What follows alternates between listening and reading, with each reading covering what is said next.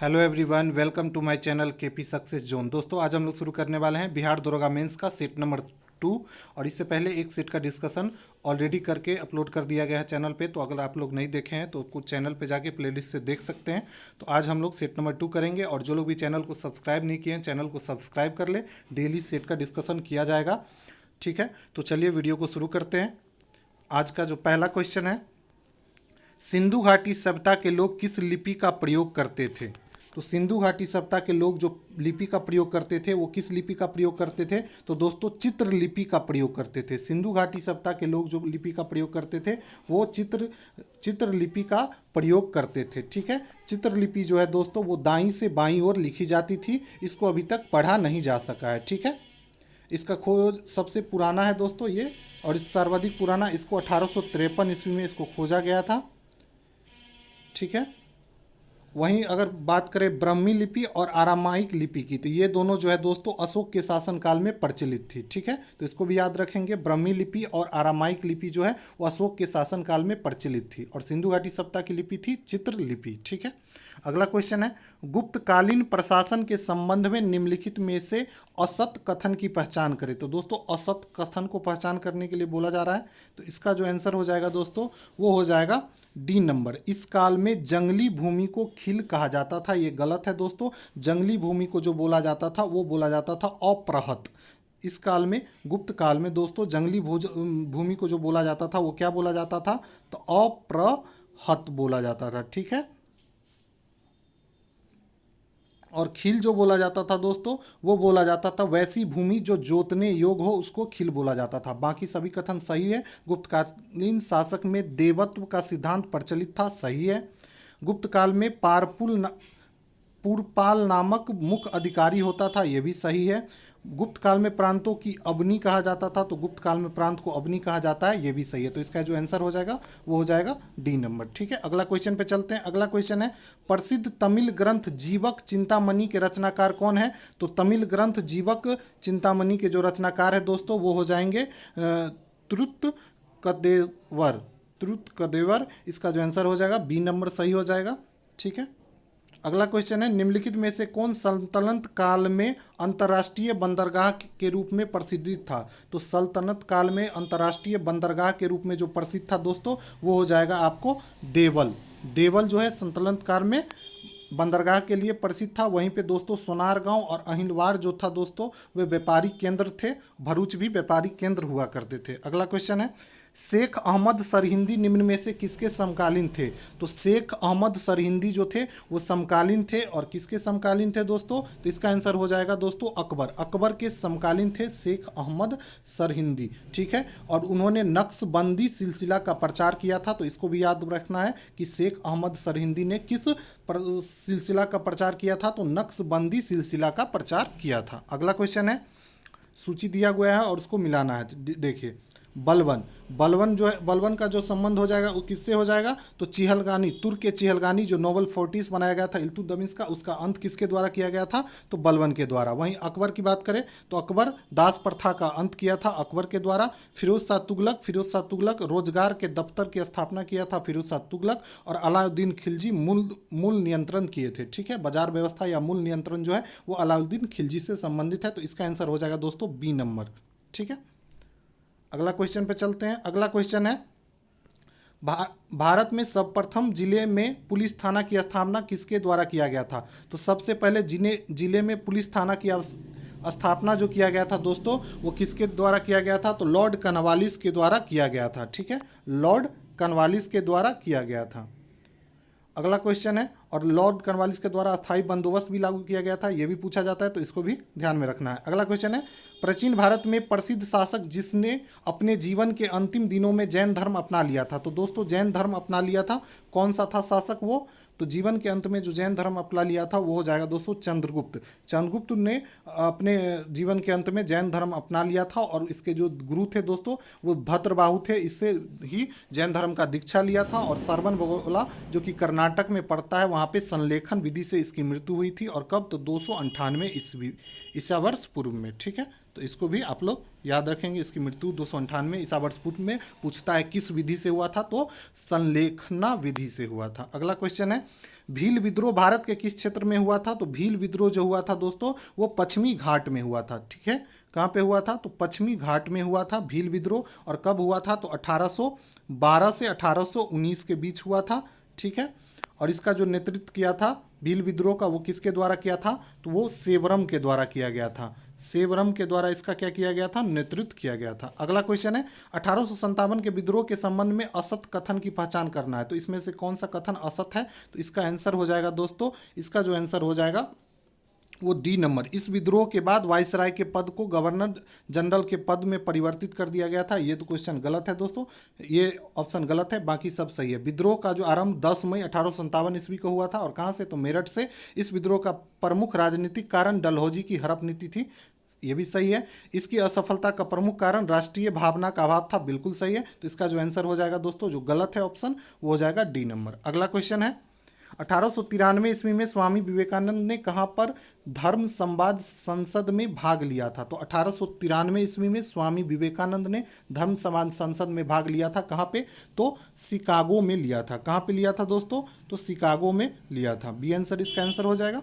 अगला क्वेश्चन है लिटन द्वारा 1878 ईस्वी में वर्नाकुलर प्रेस एक्ट किस लोकप्रिय समाचार पत्र पर प्रतिबंध लगाने के लक्ष्य से किया गया था, तो दोस्तों ये पत्रिका था, समाचार पत्र था दोस्तों सोम प्रकाश।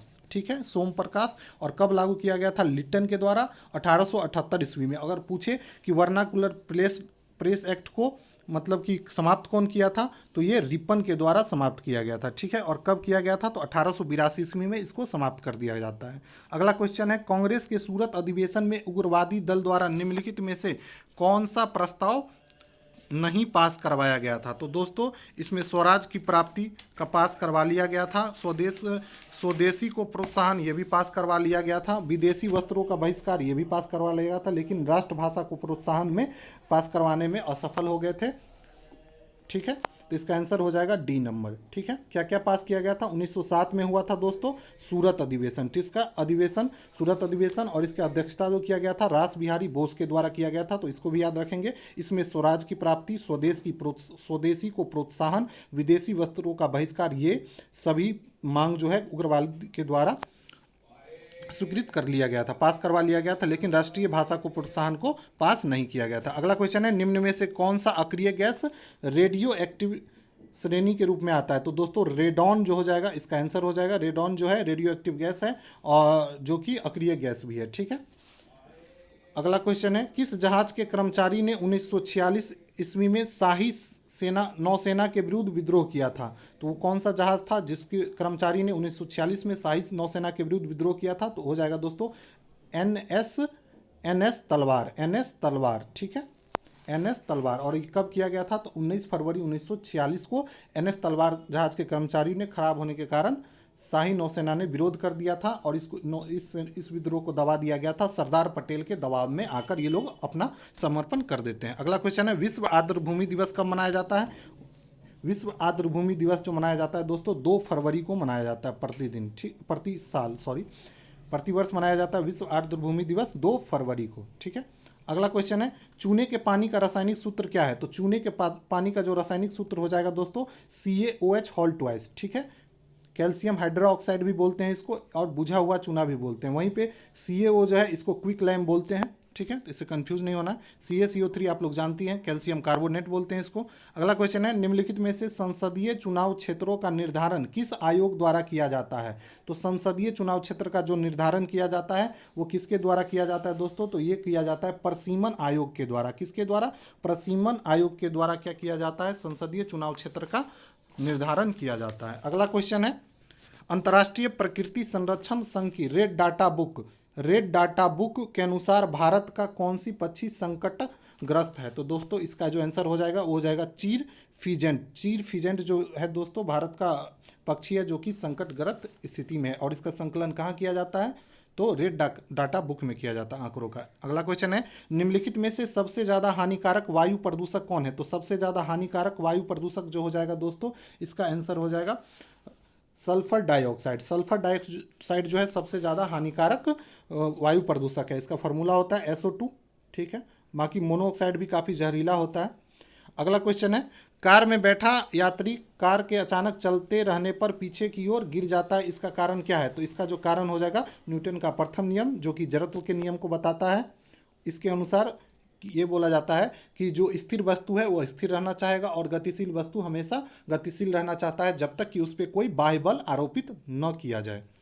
अगला क्वेश्चन है, सौर सेलों के निर्माण में मुख्यतः किसका प्रयोग किया जाता है? तो दोस्तों सौर सेल के निर्माण में जो प्रयोग किया जाता है वो सिलिकॉन का प्रयोग किया जाता है। किसका प्रयोग किया जाता है? सिलिकॉन का प्रयोग किया जाता है। अगला क्वेश्चन है, प्रतिध्वनि सुनाई देने के लिए श्रोता और परावर्तक के बीच कितनी दूरी होना चाहिए? कम से कम तो होना चाहिए दोस्तों 17 मीटर।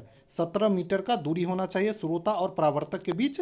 किसके लिए? प्रतिध्वनि, मतलब इक्को जो सुनाई देता है, इक्को साउंड, उसके लिए, ठीक है। अगला क्वेश्चन है, विद्युत बल्ब के तंतु का गलनांक लगभग कितना होता है? तो विद्युत बल्ब के जो तंतु होते हैं, जो फिलामेंट होते हैं, उसका जो गलनांक होता है वो कितना होता है? तो दोस्तों उसका जो गलनांक होता है वो होता है 35,000 डिग्री सेल्सियस। कितना होता है? 35,000 डिग्री सेल्सियस होता है। और आप लोग जानते हैं इसका जो फिलामेंट होता है वो किसका बना होता है? तो टंगस्टन धातु का बना होता है। कई बार ये भी एग्जाम में पूछता है। अगला क्वेश्चन, राशि दिया गया है और उसका मात्रक और इसको मिलान करना है, ठीक है। तो बल का मात्रक आप लोग को पता होगा न्यूटन होता है। वेग का जो मात्रक होता है, वेग क्या होता है? वेलोसिटी का मात्रक होता है मीटर प्रति सेकेंड, ठीक है। संवेग का जो मात्रक होगा वो किलोग्राम मीटर पर सेकेंड। संवेग का फॉर्मूला होता है P=mv, ठीक है। मास इंटू वेलोसिटी, तो मास का हो जाएगा kg और वेलोसिटी का आपको पता ही है मीटर प्रति सेकेंड। घनत्व का डेंसिटी का क्या हो जाएगा? किलोग्राम घन सेंटीक्यूब। घनत्व का फॉर्मूला क्या होता है? Density is equal to mass by volume, mass by volume. तो मास का हो जाएगा क्या? kg, और वॉल्यूम नीचे में है तो वॉल्यूम का हो जाएगा घन क्यूब, मीटर क्यूब, ठीक है। तो उसी को घन मीटर बोल सकते हैं। तो इसका जो आंसर हो जाएगा दोस्तों, इसको मिला लीजिएगा, कौन सा आंसर हो जाएगा? 25 का। तो इसका आंसर हो जाएगा दोस्तों A नंबर, ठीक है। अगला क्वेश्चन पे चलते हैं। अगला क्वेश्चन है, गन्ने के शक्कर से सिरका बनाने में निम्नलिखित में से किस उत्प्रेरक का प्रयोग किया जाता है? तो इसके लिए प्रयोग किया जाता है दोस्तों माइकोडी एसीटी का। माइकोडी एसीटी जो एक उत्प्रेरक है वो गन्ने के शक्कर से सिरका बनाने में प्रयोग किया जाता है। अगला क्वेश्चन है, इसमें मिलान करना है, धातु दिया हुआ है और उसका एक्स बताना है। तो मैग्नीशियम जो धातु है उसका जो एक्स हो जाएगा दोस्तों वो हो जाएगा डोलामाइट। मैग्नीशियम का एक्स कौन है? तो डोलामाइट है। वहीं तांबा का जो एक्स हो जाएगा दोस्तों एजूराइट हो जाएगा। टीन का जो हो जाएगा कैसीटेराइड हो जाएगा। और जस्ता का जो हो जाएगा केलामाइन हो जाएगा, ठीक है। तो इसका जो आंसर हो जाएगा दोस्तों वो A नंबर हो जाएगा, 4 2 1 3, ठीक है। अगला क्वेश्चन है, नीला थोथा का रासायनिक सूत्र क्या होता है? नीला थोथा का रासायनिक सूत्र जो होता है वो होता है कॉपर सल्फेट। क्या होता है? Copper sulphate. इसका फॉर्मूला CuSO4 होता है, ठीक है। अगला क्वेश्चन है, कठोर जल की कठोरता दूर करने के लिए किसका प्रयोग किया जाता है? तो कठोर जल की कठोरता को दूर करने के लिए जो प्रयोग किया जाता है दोस्तों वो प्रयोग किया जाता है सोडियम कार्बोनेट को। किसको प्रयोग किया जाता है? सोडियम कार्बोनेट का प्रयोग किया जाता है कठोर जल की कठोरता को दूर करने के लिए। इसलिए सोडियम कार्बोनेट को दोस्तों धोने वाला सोडा भी कहा जाता है, ठीक है। और सोडियम बाइकार्बोनेट को बोला जाता है, क्या बोला जाता है? तो खाने वाला सोडा, और सोडियम कार्बोनेट को धोने वाला सोडा, ठीक है। अगला क्वेश्चन है, धूप के चश्मे का लेंस बनाने में किस कांच का प्रयोग किया जाता है? तो धूप के चश्मे का लेंस बनाने में जो प्रयोग किया जाता है दोस्तों वो किया जाता है क्रुक्स कांच का। किसका? तो क्रुक्स कांच का प्रयोग किया जाता है। अगला क्वेश्चन पे चलते हैं। अगला क्वेश्चन है, कोशिका में प्रोटीन का संश्लेषण कहाँ संपन्न होता है? तो कोशिका में प्रोटीन का जो संश्लेषण है वो कहाँ संपन्न होता है दोस्तों? तो इसका जो आंसर हो जाएगा राइबोसोम। राइबोसोम में कोशिका में प्रोटीन का संश्लेषण होता है, इसलिए इसे प्रोटीन की फैक्ट्री भी बोला जाता है। राइबोसोम को दोस्तों प्रोटीन की फैक्ट्री भी बोला जाता है।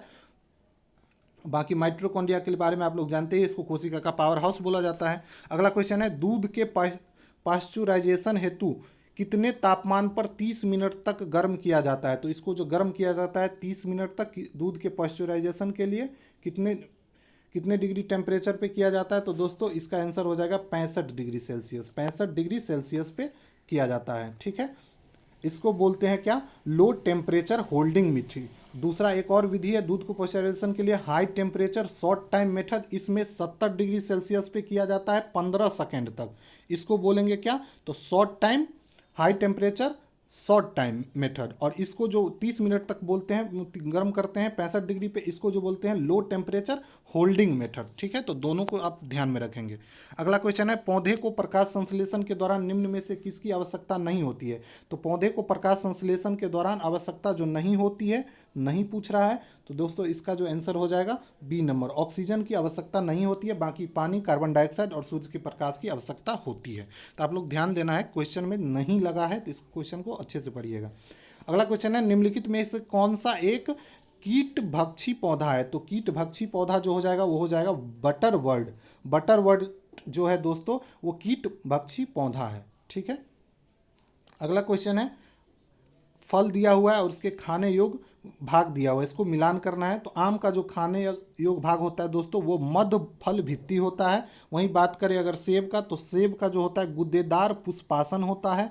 टमाटर की बात करें तो टमाटर का बेरी होता है। और लीची का जो होता है गुद्देदार एरिल होता है। तो इसका जो ऑप्शन हो जाएगा दोस्तों वो कौन सा सही हो जाएगा, तो देखिए सी नंबर हो जाएगा, 4 3 2 1। ठीक है, अगला क्वेश्चन पे चलते हैं। अगला क्वेश्चन है, ग्वाटर नामक बीमारी मनुष्य में निम्नलिखित में से किसकी कमी से होता है। तो ग्वाटर दोस्तों कुछ और नहीं है, घेघा नामक बीमारी जो होता है वही है ग्वाटर, उसी को ग्वाटर बोलते हैं। और ये आयोडीन की कमी से होती है। किसकी कमी से होती है, आयोडीन की कमी से। इससे थायराइड ग्रंथि उत्पन्न होती है।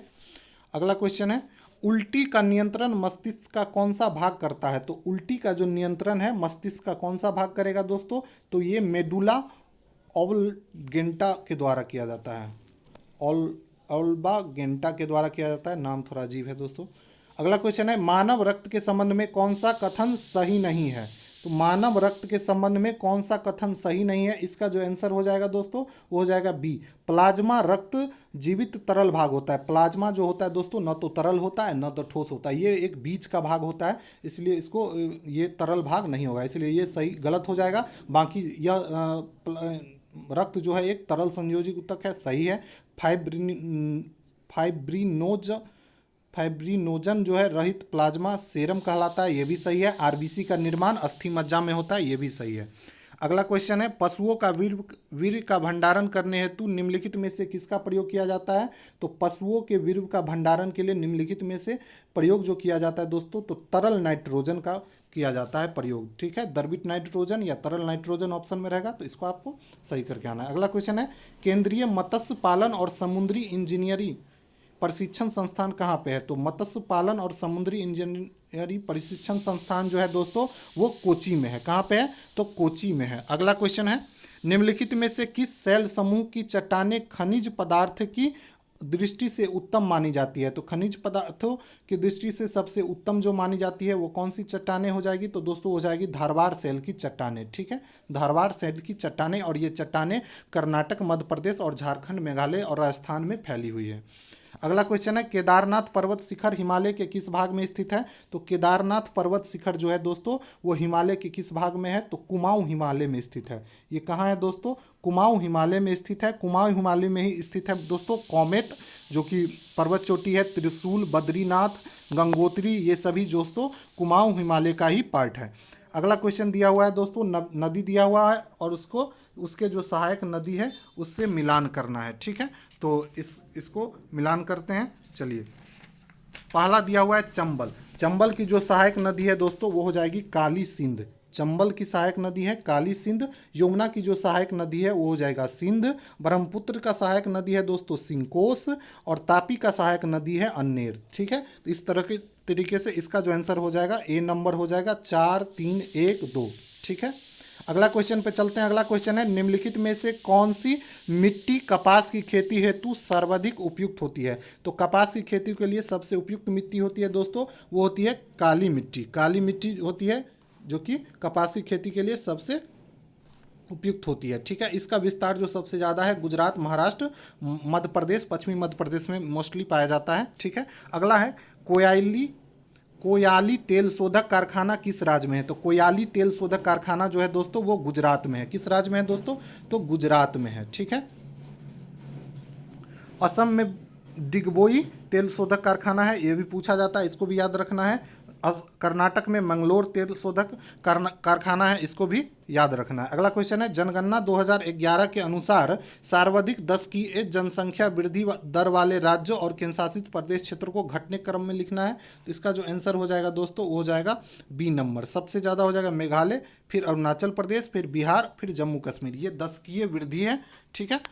अगला क्वेश्चन पे चलते हैं। अगला क्वेश्चन है, बारगी बहुउद्देशीय नदी घाटी परियोजना किस राज्य में है? तो दोस्तों बारगी बहुउद्देशीय नदी घाटी परियोजना जो है वो किस राज्य में है? तो वो जो हो जाएगा दोस्तों मध्य प्रदेश में है। बारगी बहुउद्देशीय नदी घाटी परियोजना किस राज्य में है दोस्तों? तो मध्य प्रदेश राज्य में है। अगला क्वेश्चन है, निम्नलिखित में से कौन सुमेलित है? तो इसमें दोस्तों सभी सुमेलित थे। गोबी जो है एशिया में है, कालाहारी अफ्रीका में है, ग्रेट विक्टोरिया ऑस्ट्रेलिया में है। तो इसका जो आंसर हो जाएगा डी नंबर हो जाएगा, सभी सुमेलित है, ठीक है। अगले क्वेश्चन पे चलते हैं। अगला क्वेश्चन है, निम्न में से असत कथन की पहचान करना है। तो असत कथन कौन सा है उसका पहचान करना है। तो इसमें डी जो है वो असत है। रबर का सर्वाधिक उत्पादन मलेशिया में होता है। दोस्तों ये गलत हो जाएगा। विश्व का सबसे अधिक जो रबर का उत्पादन करता है वो किसके द्वारा किया जाता है दोस्तों? तो वो थाईलैंड के द्वारा किया जाता है, ठीक है। अगला क्वेश्चन पे चलते हैं। अगला क्वेश्चन है, पोर्ट ब्लेयर किस द्वीप पर स्थित है? तो पोर्ट ब्लेयर जो है दोस्तों वो कहाँ स्थित है? तो पोर्ट ब्लेयर साउथ अंडमान में स्थित है। कहाँ स्थित है पोर्ट ब्लेयर? तो साउथ अंडमान में स्थित है। अगला क्वेश्चन है, किस चार्टर अधिनियम के द्वारा बंगाल के गवर्नर जनरल को भारत का गवर्नर जनरल बना दिया गया था? तो दोस्तों इसका जो आंसर हो जाएगा वो 1833 के चार्टर अधिनियम के तहत बंगाल के गवर्नर जनरल को भारत का गवर्नर जनरल बना दिया गया था, ठीक है। अगला क्वेश्चन है, संसदीय प्रणाली में राष्ट्रपति द्वारा विधायी, न्यायिक एवं आपातकालीन शक्तियों का उपयोग वास्तव में किसकी सलाह पर करता है? तो संसदीय प्रणाली में राष्ट्रपति जो है वो विधायी, न्यायिक और आपातकालीन शक्तियों का उपयोग वास्तव में किसके सलाह पे करता है? तो मंत्री परिषद के सलाह से करता है। अगला क्वेश्चन है, निम्नलिखित में कौन सी स्वतंत्रता संविधान की प्रस्तावना में नहीं दी गई थी? तो दोस्तों कौन स्वतंत्रता संविधान की प्रस्तावना में नहीं दी गई थी? इसको बाद में ऐड किया गया था। तो इसका जो आंसर हो जाएगा दोस्तों अवसर की समानता ये नहीं दिया गया था, ठीक है।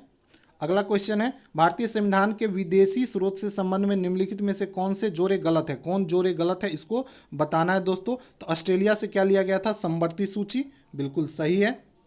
कनाडा से जो लिया गया था दोस्तों वो संसदीय शासन नहीं लिया गया था। इसका आंसर यही हो जाएगा, यही गलत है। संसदीय शासन जो लिया गया था वो ब्रिटेन से लिया गया था, ठीक है। जापान से विधि द्वारा स्थापित प्रक्रिया लिया गया था। आयरलैंड से राष्ट्रपति का निर्वाचक मंडल लिया गया था। तो ये भी सही हो जाएगा। अगला क्वेश्चन पे चलते हैं। अगला क्वेश्चन दिया हुआ है, अनुसूची दिया हुआ है, उसमें प्रावधान की बात कर रहा है। तो दूसरे अनुसूची में क्या है? तो वेतन, पेंशन और भत्ता है। तो ए का हो जाएगा तीसरा नंबर। तृतीय अनुसूची में क्या दिया हुआ है? तीसरे अनुसूची में जो दिया गया है दोस्तों शपथ ग्रहण दिया गया है। छठे अनुसूची में दोस्तों जनजातीय क्षेत्रों का प्रशासन दिया गया है। और 8वीं अनुसूची में भाषा का प्रावधान किया गया है। और टोटल कितना भाषा है अभी? तो 22 भाषा जिसको संविधान में प्रावधान किया गया है। तो टोटल कितना हो जाएगा? 4 हो जाए, टोटल 22 हो जाएगा, सॉरी।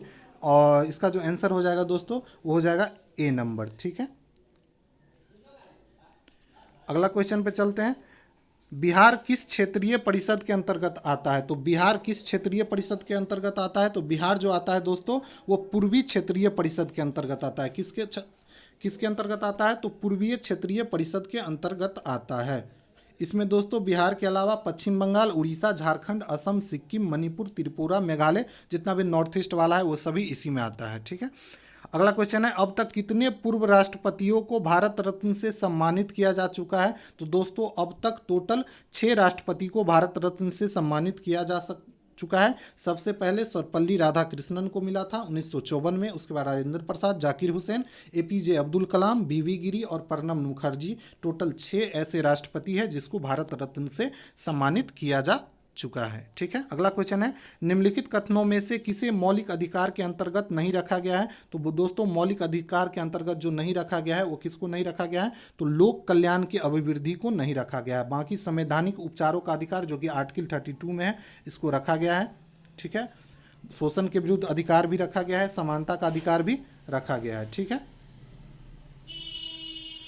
लोक कल्याण की अभिवृद्धि जो है दोस्तों, इसको आर्टिकल 38 में रखा गया है। और ये किस में है, तो इसको रखा गया है दोस्तों राज्य के नीति निर्देशक तत्व में रखा गया है।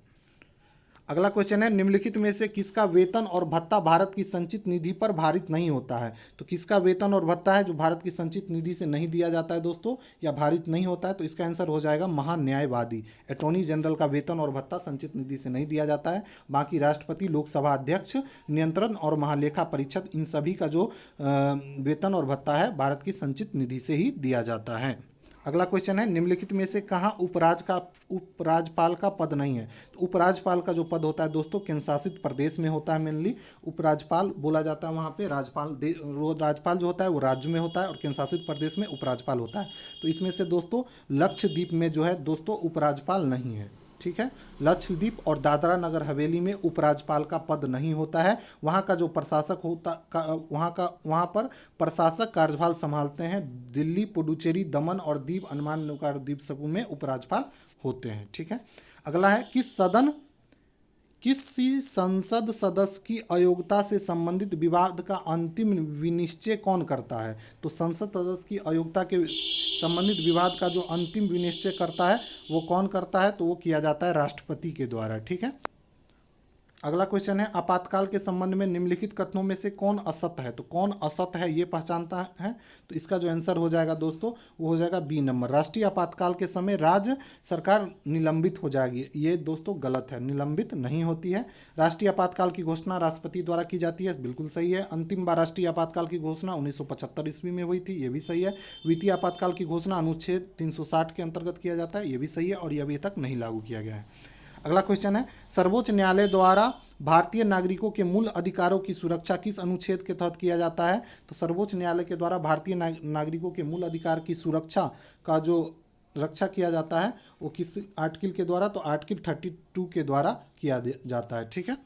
अगला क्वेश्चन है, स्वतंत्र भारत में पंचायती राज का शुभारंभ कब हुआ था। तो स्वतंत्र भारत में पंचायती राज का जो शुभ आरंभ हुआ था 1959 में राजस्थान के नागौर डिस्ट्रिक्ट से हुआ था। और किसके द्वारा किया गया था, तो जवाहरलाल नेहरू के द्वारा किया गया था और 2 अक्टूबर के दिन किया गया था। इसको भी याद रखना है। किस संविधान संशोधन के द्वारा दल बदल को प्रतिबंधित कर दिया गया था। तो दल बदल को जो प्रतिबंधित कर दिया गया था दोस्तों वो 52वां संविधान संशोधन के द्वारा। और ये कब आया था, तो 1985 ईस्वी में आया था 52वां संविधान संशोधन। इसके द्वारा दल बदल संबंधी प्रतिबंधित कर दिया गया था, ठीक है। इसको संविधान के 10वीं अनुसूची में रखा गया है, इसको भी याद रखना है। मुद्रा पूर्ति की किस अवधारणा को संकुचित मुद्रा कहा जाता है। तो मुद्रा पूर्ति की M1 जो होता है उसको क्या बोला जाता है, अवधारणा को संकुचित अवधारणा माना जाता है। M1 में क्या होता है, जनता के पास जो चालान मुद्रा होता है, बैंकों प्लस बैंकों का मांग दे, इसको रखा जाता है, ठीक है। अगला है, न्यूनतम समर्थन मूल्य मतलब MSP की सिफारिश निम्नलिखित में से किस संस्था द्वारा की जाती है। तो MSP का जो सिफारिश किया जाता है वो कृषि लागत और मूल्य आयोग के द्वारा किया जाता है, कृषि लागत और मूल्य आयोग के द्वारा किया जाता है। अगला क्वेश्चन है, स्वतंत्रता के पश्चात 1947 में किसकी अध्यक्षता में आर्थिक नियोजन समिति का गठन किया गया था। तो आर्थिक नियोजन समिति का गठन 1947 में किया गया था और किसकी अध्यक्षता में किया गया था दोस्तों, तो ये किया गया था जवाहरलाल नेहरू की अध्यक्षता में, ठीक है। विनिवेश कमीशन के पहले अध्यक्ष कौन थे। तो विनिवेश कमीशन के जो पहले अध्यक्ष थे वो थे GV रामकृष्ण। GV रामकृष्ण जो थे वो विनिवेश आयोग के पहले अध्यक्ष थे। 1996 ईस्वी में विनिवेश के मुद्दे पर समीक्षा, सुझाव और विनियमन के लिए विनिवेश कमीशन का गठन किया गया था। कब किया गया था इसका गठन, तो 1996 ईस्वी में, ठीक है। इसको भी याद रखना है। अगला क्वेश्चन है, जिस बजट में सरकार की कुल आय और कुल व्यय बराबर होते हैं उसे क्या कहा जाता है। तो उसको क्या बोला जाता है, देखिए कुल आय और कुल व्यय दोनों बराबर हो जाएगा तो संतुलित हो जाएगा, तो इसको क्या बोला जाएगा, संतुलित बजट कहा जाता है, ठीक है। अगले क्वेश्चन पे चलते हैं। अगला क्वेश्चन है, हाल ही में किस देश ने दुनिया के पहले पौधे से प्राप्त कोविड-19 वैक्सीन को मंजूरी दी है। तो कनाडा जो है दोस्तों हाल ही में दुनिया के पहले पौधे से प्राप्त कोविड-19 वैक्सीन को मंजूरी देने वाला देश हो गया है, ठीक है। अगला क्वेश्चन है, भारतीय प्रतिभूति और विनिमय बोर्ड की पहली महिला प्रमुख कौन बनी है। तो ये जो बनी है दोस्तों माधवपुरी जो है विनिमय बोर्ड की पहली महिला प्रमुख बनी है, ठीक है। अगला क्वेश्चन है, हाल ही में किस मंत्रालय द्वारा माई पार्किंग ऐप को जारी किया गया है। तो माई पार्किंग ऐप को जो जारी किया गया है दोस्तों, वो सूचना और प्रसारण मंत्रालय के द्वारा जारी किया गया है। सब करंट का क्वेश्चन है, तो आप लोग भी थोड़ा थोड़ा करंट जरूर देख के जाएंगे, हो सकता है एग्जाम में पूछ दे। देखिए सेट में दिया जा रहा है डेरिया के द्वारा। अगला क्वेश्चन है, वन स्थिति रिपोर्ट 2021 के अनुसार बिहार में तथा भारत में क्रमशः वनावरण का प्रतिशत बताना है। तो बिहार में और भारत में, तो बिहार में कितना हो जाएगा दोस्तों, तो बिहार में 7.84% और भारत में 21.71%। तो इसका जो आंसर हो जाएगा वो सी नंबर हो जाएगा। अगला क्वेश्चन है, बिहार बजट 2022-23 को मुख्यतः कितने मुख्य सूत्रों में विभाजित कर पेश किया गया है। तो इसको छः मुख्य सूत्रों में विभाजित कर पेश किया गया है। ठीक है। अगला क्वेश्चन है, ऑस्ट्रेलियन ओपन 2022 महिला एकल का खिताब किसने जीता है। तो जीता है एशले बार्टी ने। ऑस्ट्रेलिया ओपन 2022 इसका जो खिताब जीता गया है वो एशले बार्टी के द्वारा जीता गया है। ठीक है। किसको हराकर, तो डेनियल कोलिंस को हराकर। ठीक है। वहीं पुरुष एकल में बात करें तो पुरुष एकल में जो जीता है वो राफेल नडाल जीता है डेनियल मेदवेदेव को हराकर। ठीक है। अगला क्वेश्चन है, ओपेक का मुख्यालय कहाँ पे है। तो ओपेक का जो मुख्यालय है वो कहाँ पे है दोस्तों, वो वियना में है। वियना में क्या है, ओपेक का मुख्यालय है। वियना जो है वो ऑस्ट्रेलिया में पड़ता है और ओपेक का जो स्थापना हुआ था 1960 ईस्वी में हुआ था, तो इसको भी याद रखना है। अगला क्वेश्चन है, CITES किससे संबंधित एक अंतर्राष्ट्रीय संस्था है। तो ये जो है दोस्तों लुप्त प्राय पौधे और जानवरों का संरक्षण से संबंधित संस्था है। ठीक है। अगला क्वेश्चन पे चलते हैं। अगला क्वेश्चन है, वाकर कप किस खेल से संबंधित है। तो वाकर कप जो है दोस्तों वो संबंधित है गोल्फ से। वाकर कप किस खेल से संबंधित है, तो गोल्फ से। गोल्फ से दोस्तों वाकर कप, सर्किट कप, इनहिल कप ये सभी सम्मिलित है। ठीक है। अगला क्वेश्चन है, सबसे कम घनत्व वाला ग्रह कौन है। तो सबसे कम घनत्व वाला जो ग्रह हो जाएगा दोस्तों वो हो जाएगा शनि। शनि जो है सबसे कम घनत्व वाला क्या है, ग्रह है। ठीक है। अगला क्वेश्चन है, रीजनिंग का दिया हुआ है दोस्तों, और यहाँ पे क्या दे रहा है कि प्लस का अर्थ जो है वो गुना है। तो इसको आप लोग बनाने से सबसे पहले लिख लीजिए, प्लस का अर्थ क्या है, तो गुना है। इस तरीके से लिख लेंगे तो अच्छा होगा। माइनस का जो वो हो जाएगा क्या है, तो वो भागा है। और गुना का क्या हो जाएगा, प्लस है। और भागा का क्या हो जाएगा, तो भागा के जगह पे हमको यूज करना है माइनस। ठीक है। तो अब यहाँ पे पुट करना है। तो देखिए क्या दिया है, 208। माइनस के जगह हमको क्या पुट करना है, तो भागा पुट करना है। तो 200 भागा 4। प्लस के जगह क्या पुट करना है, तो गुना 3। और भागा के जगह क्या पुट करना है, तो माइनस कितना हो जाएगा 23। और गुना के जगह क्या पुट करना है, तो प्लस पुट करना है, तो प्लस 57। अब इसको जब हम सॉल्व करेंगे तो आंसर जो आ जाएगा वो क्या आ जाएगा दोस्तों, तो 190 आ जाएगा। आप लोग इसको सॉल्व कर लेंगे, कुछ नहीं है। 208 में 4 से भाग दे के 3 से गुना करना है और उसके बाद प्लस माइनस कर देना है। आपको जो है 190 आ जाएगा आंसर। ठीक है। अगला क्वेश्चन दिया हुआ है, a बराबर 26 और TEA बराबर दिया हुआ है 55। तो SPATTER का मतलब पूछ रहा है। देखिए a जो है 26, तो a का जो उल्टा होता है कौन होता है, z होता है। और z को क्या लिखते हैं, 26। तो यही दिया हुआ है 26। TEA में दोस्तों TEA का t का जो उल्टा हो जाएगा वो क्या हो जाएगा, g हो जाएगा। ठीक है। ई का उल्टा जो हो जाएगा वो v हो जाएगा। और ए का जो उल्टा शब्द हो जाएगा वो क्या हो जाएगा, z हो जाएगा। तो इसको जो इसके जो g जो आता है वो कितने नंबर पे, 7 नंबर पे आता है। वहीं v आता है 22 नंबर पे, z आता है 26 नंबर को। और टोटल को जब याद करेंगे तो 26, 22 और 7 ये कितना हो जाएगा, 55 हो जाएगा। तो इसी तरीके से SPATTER एस्पेटर को क्या करना है, इसके उल्टे शब्द को लिखना है। ठीक है। तो SPATTER। ठीक है। ये दिया हुआ है। तो एस का जो विपरीत शब्द क्या हो जाएगा, एच हो जाएगा। पी का क्या हो जाएगा, तो के हो जाएगा। ए का क्या हो जाता है, जेड हो जाता है। टी का क्या हो जाएगा, जी हो जाएगा। फिर टी है तो जी हो जाएगा। ई का क्या हो जाता है, वी हो जाएगा। और आर का क्या हो जाएगा, तो आई हो जाएगा। अब इस सब का नंबर लिख दीजिए। एच कितने नंबर पे आता है, तो 8 पे आता है। एच कितने पे आता है, तो 11। जेड कितने पे, तो 26। ये जी 7 पे, ये भी 7 पे। वी कितने पे, तो 22 पे। और आई कितने पे आता है, तो 9 पे। और टोटल को जब ऐड कर दीजिएगा तो आपको आंसर आ जाएगा 90। तो इसका जो आंसर हो जाएगा क्या हो जाएगा, 90 हो जाएगा। ठीक है। तो इस तरीके से आप इसको सॉल्व कर लेंगे। अगला क्वेश्चन क्या दिया हुआ है, मोहन अपने घर से पूरब की ओर चलता है। ठीक है। तो चलिए इसको भी सॉल्व करके आप लोग को बता देते हैं। ये वाला क्लियर हो गया, आप लोग इसको खुद से सॉल्व करेंगे और नहीं होगा तो आप सोल्यूशन देखेंगे। अब मोहन, मान लीजिए मोहन अपने घर, तो मोहन यहाँ पे इसका मोहन का घर है, यहाँ से पूरब की ओर 15 मीटर चलती है, तो पूरब की ओर चलेगा कितना, 15 मीटर, ठीक है। पूरब की ओर 15 मीटर चलता है, उसके बाद बाएं मुड़ता है, ठीक है। तो यहाँ से देखिए बाएं मुड़ेगा तो इधर दाएं हो तो ऊपर की तरफ मुड़ेगा और कितना चलेगा, तो 20 मीटर चलेगा, ठीक है। यहाँ 20 मीटर चलता है, यहाँ ये 15 मीटर है, ठीक है। इसके बाद फिर क्या करता है, बाएं मुड़कर 20 मीटर चलता है, फिर वह पश्चिम की तरफ मुड़ता है, तो पश्चिम इधर हो जाएगा, पश्चिम की ओर मुड़ेगा और कितना चलेगा, तो 15 मीटर। तो फिर कहाँ, यहीं आ जाएगा कि नहीं आ जाएगा। उसके बाद कितना चलता है, तो 10 मीटर चलता है, तो 10 मीटर मतलब 20 का आधा, तो इतना यहीं पहुँचेगा। तो इसके जस्ट सामने सामने होगा ये, सॉरी ये घर के एकदम सामने सामने होगा। तो पूछ रहा है ये किस दिशा में है, तो यहाँ ये जो हो जाएगा इसके किस दिशा में हो जाएगा, इस जगह के, तो ये ऊपर की तरफ क्या हो जाएगा, उत्तर दिशा में हो जाएगा। तो उत्तर इसका जो आंसर हो जाएगा ए नंबर, ठीक है। अगला क्वेश्चन पे चलते हैं। अगला क्वेश्चन देखिए, कूट भाषा में INHALE को दिया गया है इससे, तो इसके बारे में पूछ रहा है, इसको क्या लिखेंगे। तो इसको कुछ नहीं करना है दोस्तों, इसको इस तरीके से लिखना है, क्या दिया हुआ है, INHALE, ठीक है। बाकी दूसरा क्या है, CNYJLK। तो इसमें देखिए यहाँ इसको इस तरीके से करना है, ठीक है। तो पहले क्या हो जाएगा, I में +2, दो अंक आगे बढ़ेंगे तो K आ जाएगा।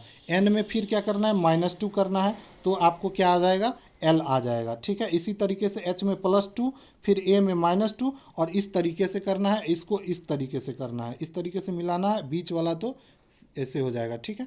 तो इस तरीके से आप इसको ट्रिक लगाना है, +2 -2 +2 -2 +2 -2, इतना करना है, तो आपको आंसर आ जाएगा। इसका जो आंसर हो जाएगा वो B नंबर हो जाएगा, ठीक है। यहाँ पे पूरा डिस्क्राइब करना थोड़ा सा वो टफ हो जाता है।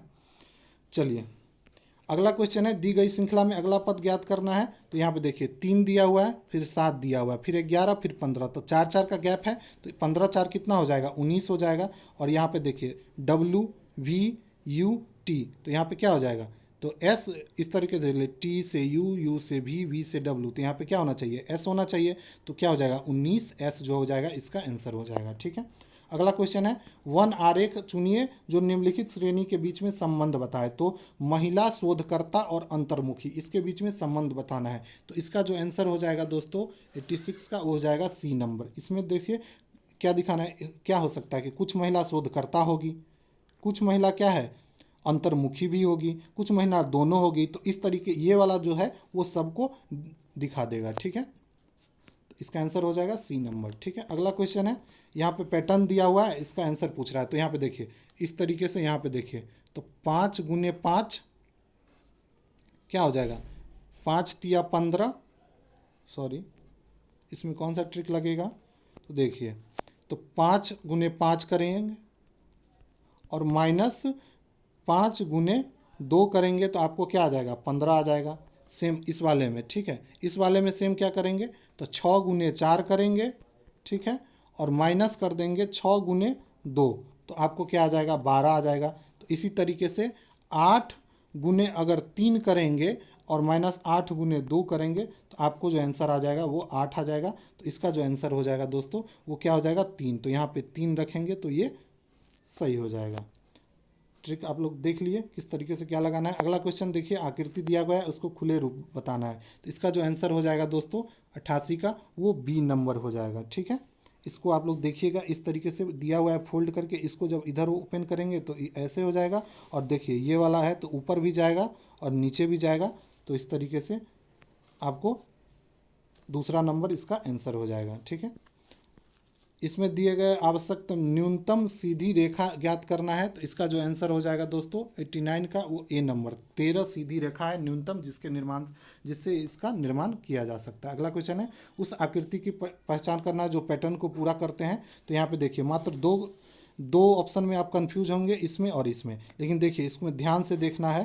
तो यहाँ पे देखिए ये जो है यहाँ पे ये नहीं है, इसमें ये दिया हुआ है, तो इसलिए इसका जो आंसर हो जाएगा वो C नंबर होगा, ठीक है। यहाँ पे देखिएगा ये नहीं दिया हुआ है, ठीक है।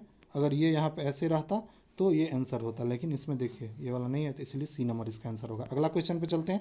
अगर किसी आयत की लंबाई में 25% बढ़ा दिया जाता है, मान ली आयत की लंबाई, तो ये मान ली लंबाई है और ये चौड़ाई है, ठीक है। तो पहले लंबाई मान लीजिए कितना था, 100 था, अब 25% बढ़ा दिया तो मतलब कितना हो जाएगा 125। अगर मान लीजिए चौड़ाई पहले 100 था, अब इसको 20% बढ़ा दिया तो अब कितना हो जाएगा 120 हो जाएगा। ठीक है, तो क्षेत्रफल कितना हो जाएगा, सॉरी इस तरीके से इसको नहीं लिखना है, इसको इस तरीके से बनाते हैं। चलिए, यहाँ पे लंबाई दिया हुआ है, चौड़ाई दिया हुआ है और क्षेत्रफल निकालना है। ठीक है, अब देखिए 25% है तो 25% को आप क्या लिख सकते हैं, 1/5 लिख सकते हैं, सॉरी 1/4 लिख सकते हैं। तो पहले 4 था और 1 की वृद्धि हो रही है, यही वास्तविक संख्या होता है, और 1 की वृद्धि होती है तो लंबाई कितना हो जाएगा 25% वृद्धि के बाद 5 हो जाएगा। वहीं बात करें फिर क्या दिया हुआ है, तो चौड़ाई में 20% की वृद्धि होती है तो 20% बराबर क्या लिख सकते हैं 1/5 लिख सकते हैं। मतलब वास्तविक संख्या, मतलब पहले 5 था और एक की क्या हो रही है, घट रही है, एक घट रही है, तो मतलब पहले कितना था 5 था, अब कितना हो जाएगा 4 हो जाएगा। तो पहले क्षेत्रफल कितना हो जाएगा, तो देखिए पहले 4 लंबाई था, 5 चौड़ाई था, तो कितना हो जाएगा क्षेत्रफल 20 हो जाएगा। और इसमें पहले 5 ये था, ये 4 था, तो कितना हो जाएगा 20। तो देखिए क्षेत्रफल में कोई परिवर्तन हुआ नहीं हुआ, तो इसका जो आंसर हो जाएगा चौथा नंबर हो जाएगा, क्षेत्रफल में कोई परिवर्तन नहीं होगा। ठीक है, इसको आप x मान के भी बना सकते हैं। ठीक है, अगला क्वेश्चन है, अगला क्वेश्चन दिया हुआ है रेलगाड़ी वाला क्वेश्चन है, और इसमें अपेक्षित रिलेटिव स्पीड का कॉन्सेप्ट लगेगा। ठीक है, 150 मीटर लंबी रेलगाड़ी विपरीत दिशा में आती हुई, आप लोग का डिमांड था कि मैथ भी सॉल्व करिए, मैथ सॉल्व करने में थोड़ा प्रॉब्लम हो जाता है यहाँ पे, चलिए कोई बात नहीं। 150 मीटर लंबी रेलगाड़ी विपरीत दिशा में आती हुई दूसरी 100 मीटर लंबी रेलगाड़ी को 10 सेकेंड में पार करती है। तो देखिए टोटल डिस्टेंस कितना हो जाएगा, 150 मीटर ये और ये 100 मीटर, तो 250 मीटर हो जाएगा। स्पीड कितना दिया हुआ है 10 सेकेंड, तो इससे हमको क्या निकल जाएगा, समय निकल जाएगा। ठीक है, सॉरी चाल निकल जाएगा, और ये जो चाल होगा वो रिलेटिव डेंसिटी हो जाएगा, रिलेटिव स्पीड होगा। ठीक है, तो ये देखिए 10 सेकेंड में हमको क्या करना है, किलोमीटर पर घंटा में निकालना है, तो ऊपर क्या हो जाता है 18 और बट्टे में 5 से इसको गुना कर दीजिए। इसको जब कट करेंगे तो क्या हो जाएगा, तो दोस्तों ये हो जाएगा 5 से कटेंगे तो 25 25 50, ये 0, 18 पंचे कितना आ जाएगा 90। तो 90 जो हो गया वो स्पीड हो गया किसका, तो देखिए जब भी ट्रेन सेम दिशा में चल रही होती है तो उसका जो स्पीड है वो क्या होता है, जुड़ जाता है। तो यहाँ पे एक का रफ्तार दिया हुआ है 30 किलोमीटर और दोनों का जुड़ के दिया हुआ है 90 मीटर, तो दोनों में से तो इसको माइनस कर लीजिए तो दूसरे रेलगाड़ी का रफ्तार पता चल जाएगा। तो 90 में से 30 करेंगे तो 60 हो जाएगा, तो इसका आंसर बी नंबर हो जाएगा 60 किलोमीटर पर आवर। ठीक है, अगला क्वेश्चन है पानी और टंकी का क्वेश्चन है दोस्तों, इसको आप लोग देख लीजिएगा वीडियो को रोक के। अब देखिए अगला क्या दिया हुआ है, 20 लीटर एक नल ए एक पानी की टंकी को 10 घंटे में भर देता है। ठीक है, तो ए जो है वो 10 घंटे में भर देगा और बी जो है उसको 5 घंटे में क्या करता है, ए 10 घंटे में खाली कर देता है, सॉरी ये खाली करता है और ये भर देता है। ठीक है, कितने घंटे में, तो 5 घंटे में। इसका एलसीएम ले लेंगे तो कितना आ जाएगा 50 आ जाएगा। ठीक है, सॉरी 10 आ जाएगा, एलसीएम इसका कितना आ जाएगा 10 आ जाएगा। ठीक है, ये 10 है, 10 आ जाएगा। ठीक है, तो यहाँ पे देखिए ये इसका एफिशिएंसी 1 हो जाएगा और इसका एफिशिएंसी 2 हो जाएगा। ठीक है, तो ये क्या कर रहा है, भर रहा है, और ये क्या कर रहा है, खाली हो जाएगा। तो कितना भरेगा, टोटल 2 यूनिट भर रहा है, 1 यूनिट खाली, तो टोटल 1 घंटा एक बार में कितना भरेगा, 1 घंटा में 1 यूनिट भर सकता है, 1 लीटर भरेगा। ठीक है, लेकिन हमको क्या दिया हुआ है, तो ए और बी की टंकी 1 लीटर भरता है, तो 10 लीटर कितना देर में भरे, 1 घंटा में 1 लीटर भरेगा, तो 10 लीटर भरेगा कितना देर में, 10 घंटा में। तो अब यहाँ पे क्या पूछ रहा है कि 2 लीटर टंकी भरता है अगर प्रति घंटे, तो कितना देर में भरेगा, तो 2 से भाग दे देंगे, सॉरी 2 से गुना कर देंगे, तो इसका जो आंसर हो जाएगा वो हो जाएगा 20 लीटर। ठीक है, अगला क्वेश्चन है 1 किले में 150 सिपाही दिया हुआ है। इसमें दोस्तों आप लोग M1 D1 = M2 D2 वाला फार्मूला लगा देंगे तो आपको ये क्वेश्चन आराम से बन जाएगा। इसमें कुछ नहीं करना है। M1 क्या दिया हुआ है दोस्तों, वो दिया हुआ है 150 गुने 45 माइनस 10। ठीक है, इसके बराबर कर देंगे 150 माइनस 25 गुने x, तो ये इससे आपको x निकल जाएगा 42 दिन। ठीक है, अगला क्वेश्चन है चावल के मूल्य में 20% कमी होने से व्यक्ति 77 रुपया में 3.5 kg अधिक चावल खरीदता है, तो इसका जो आंसर हो जाएगा, चावल की मूल कीमत पूछ रहा है, तो चावल की मूल कीमत कितना हो जाएगा, तो वो हो जाएगा दोस्तों 77 बट्टे में 3.5, कितना खरीद रहा है 3.5 अधिक खरीदता है तो 3.5 और गुने 20, और कितना कमी हो रहा था, तो 100 में 20 की कमी हो रहा था। तो इसको आप जब निकालेंगे तो आपको आ जाएगा 5.5 आंसर आ जाएगा। ठीक है, तो इसका आंसर क्या हो जाएगा, सी नंबर हो जाएगा। अगला क्वेश्चन है, साधारण ब्याज की दर पर एक राशि 15 वर्ष में दुगनी हो जाती है। ठीक है, तो पूछ रहा है, तो दर पूछ रहा है। ठीक है, इसमें मूलधन मान लेंगे तो मूलधन जो हो जाएगा, इसमें मूलधन कितना हो जाएगा, तो दोस्तों मूलधन मान लेंगे 100, तो मिश्रधन कितना हो जाएगा, तो मिश्रधन क्या हो जा रहा है, मिश्रधन हो जा रहा है दुगुनी, तो मिश्रधन हो जाएगा 200। तो ब्याज कितना हो जाएगा, तो ब्याज जो हो जाएगा कितना हो जाएगा, तो 200 में से 100 घटाएंगे तो हो जाएगा 100। तो इस तरीके से हम दर निकाल देंगे। दर निकालने का फॉर्मूला क्या होता है, तो दर हो जाएगा, तो एसआई का फॉर्मूला हमको क्या पता है, पी इंटू आर गुने टी बाई 100 होता है। हमको क्या एसआई दिया हुआ है 100, पी भी दिया हुआ है 100, मूलधन मतलब पी, रेट हमको निकालना है, टाइम हमको दिया ही हुआ है 15 वर्ष। तो इस तरीके से जब आप निकालेंगे तो इसका आंसर हो जाएगा 6.2/3%। ठीक है, यहाँ पे बस पुट कर देना है तो आपको रेट आ जाएगा। ठीक है, निकाल देते हैं, आप लोग देख लीजिए क्या आ जाएगा। तो हमको क्या दिया, एसआई दिया हुआ है 100, पी कितना दिया हुआ है 100, आर हमको निकालना है, टी कितना है 15, और ये यहाँ क्या होगा 100 से 100 कट गया तो आर कितना हो जाएगा 100 बट्टे में 15। इसको जब हम कट करेंगे तो कितना आ जाएगा, 5 से 3 और 5 से 20, तो 20/3 आ जाएगा कि नहीं। 20/3 को क्या लिख सकते हैं, 6.2/3%। ठीक है, हो गया आंसर। अब देखिए अगला दिया हुआ है, सीता और गीता की आयु में 3:5 का अनुपात है। ठीक है, इसको आप लोग रोक के देख लीजिएगा। सीता और गीता की आयु में 3:5 का अनुपात है। 2 वर्ष पश्चात, मान लीजिए सीता का 3x है तो गीता का कितना हो जाएगा 5x। तो 2 वर्ष बाद पूछ रहा है, 2 वर्ष बाद, तो 2 वर्ष बाद पूछ रहा है तो इसका वर्तमान 3x हो जाएगा, इसका वर्तमान 5x। किसका, तो ये सीता का है और ये गीता का है, इसका वर्तमान 3x, ये 5x। अब पूछ रहा है 2 वर्ष बाद, तो 2 वर्ष में तो 2 ऐड कर दीजिए दोनों में, तो 2 वर्ष बाद हो जाएगा। तो दोनों का योग पूछ रहा है कितना हो जाएगा 52 वर्ष, तो दोनों का योग 2 वर्ष बाद, इसका जो योग है टोटल वो कितना 52 दिया हुआ है, तो योग क्या हो जाएगा 8x + 4 = 52। तो 8x = कितना हो जाएगा, 8x = 48 हो जाएगा। तो यहाँ से x क्या जाएगा 6 निकल जाएगा। ठीक है, तो यहाँ से आपको क्या निकल जाएगा 3x इसका निकल जाएगा। तो 2 साल पहले पूछ रहा है इसका अनुपात कितना होगा, तो इसको x का वैल्यू पुट कीजिए, और 2 वर्ष पहले तो 2 घटा दीजिए दोनों में, तो यहाँ पे क्या हो जाएगा 2 वर्ष x हमको क्या आ गया 6 आ गया। ठीक है, तो इसको हम पुट करेंगे यहाँ पे, तो क्या हो जाएगा देखिए, तो सीता का क्या हो जाएगा 6 × 18 वर्तमान में। ठीक है, और गीता का वर्तमान में कितना हो जाएगा 5 × 6 = 30, और दोनों में 2 वर्ष पहले पूछ रहा है, 2 वर्ष पूर्व पूछ रहा है तो 2 घटा दीजिए, तो 16 बट्टे में कितना हो जाएगा 28। इसको जब कट करेंगे तो कितना आ जाएगा 4 × 16, 7 × 28, 4:7 हो जाएगा कि नहीं आंसर, तो 4:7 ए नंबर आंसर आ गया।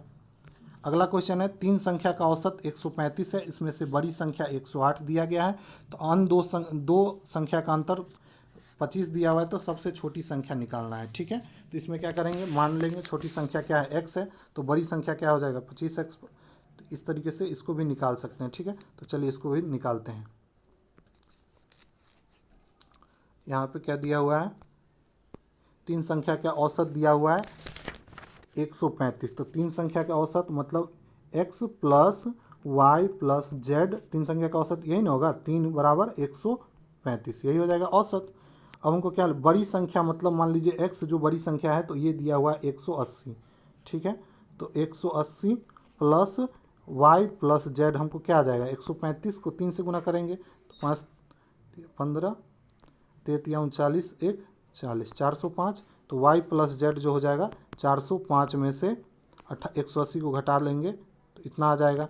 सेम इसी तरीके से क्या दिया, अंतर दिया गया है, तो y - z जो दिया गया है वो कितना दिया गया है, वो 25 दिया करेगा, तो हमको 2 आ जाएगा, 2 इक्वेशन आ जाएगा। एक क्या आ जाएगा y + z जो ये इतना घटाएंगे तो वो आ जाएगा, और एक y - z आ जाएगा कितना, देखिए कितना, दोनों का अंतर 25 ठीक है।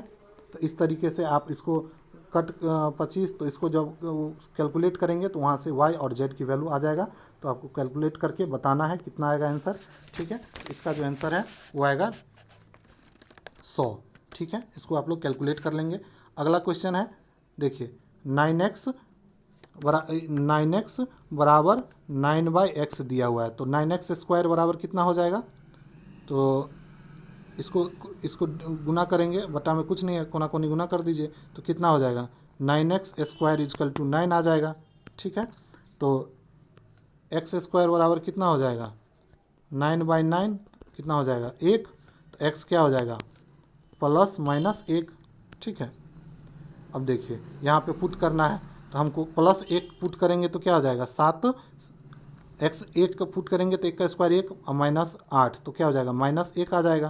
तो -1 आ गया, बी नंबर आंसर। वहीं पे +1 भी पुट कर सकते हैं, लेकिन +1 पुट करने से आपका आंसर नहीं आएगा। -1 पुट करने से आपका आंसर नहीं मेल खाएगा। ठीक है, -1 पुट करेंगे तो भी वही आएगा आंसर। सॉरी, -1 पुट कीजिए और +1 पुट कीजिए, आंसर एक ही आएगा। अगला क्वेश्चन है, त्रिभुज के माध्यिकाओं का संगामी बिंदु क्या कहलाता है। तो त्रिभुज के माध्यिका का जो संगामी बिंदु होता है वो कहलाता है गुरुत्व केंद्र। क्या कहलाता है, गुरुत्व केंद्र जो होता है माध्यिकाओं का संगामी बिंदु होता है। तो इस तरीके से आज का वीडियो खत्म हुआ। आप लोग को वीडियो कैसा लगा, वीडियो अगर अच्छा लगा हो तो हमारे वीडियो को लाइक करें और चैनल को सब्सक्राइब करें और ज़्यादा से ज़्यादा वीडियो शेयर करें। वीडियो थोड़ा लंबा हो गया क्योंकि मैथ को सोल्यूशन कराने में टाइम लग जाता है। चलिए कोई ना, वीडियो अच्छा लगा हो तो ज़्यादा से ज़्यादा शेयर कीजिए और चैनल को ज़रूर सब्सक्राइब करें। Thank you.